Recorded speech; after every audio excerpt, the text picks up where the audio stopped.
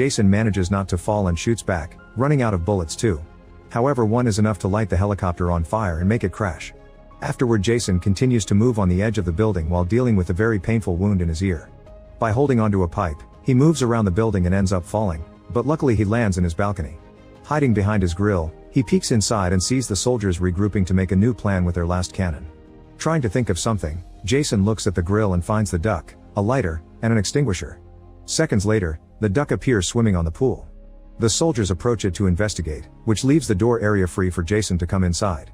He surprises the soldiers by using the extinguisher on them, only for a second team to approach him from behind, quickly opening fire and destroying one of the mementos in the cabinet. Jason struggles with the lighter but eventually turns it on and combines it with the bug spray, creating a flamethrower that he uses to burn the soldiers down.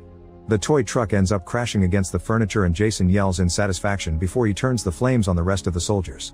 Once he has done enough damage, he grabs a knife and cuts all the soldiers in a bunch of pieces. He also stabs one just to look at it wiggle in pain. Suddenly the soldiers in the foam shoot down the duck as the extinguisher finally runs out. Before they can shoot Jason too, he hits them with their own box. Thinking it is finally over, Jason gathers all the broken toys and takes a closer look, but he finds nothing special about them. He counts them all and checks the numbers on the box to be sure nobody escaped, then he throws them in the garbage disposal and turns it on to turn the toys into dust. After cleaning his wounds properly, Jason gets in his pool to relax. Suddenly he hears a noise and feels something hurting his arm. He immediately gets out of the pool and looks at the water, but he sees nothing strange. The cut on his wrist is quite deep, so Jason wraps a towel around it before moving to hide in his bedroom. There, he tries to stitch the wound, however his hands are shaking so badly that he cannot even thread the needle. In the end, Jason just bandages the new wound and gets dressed before coming out.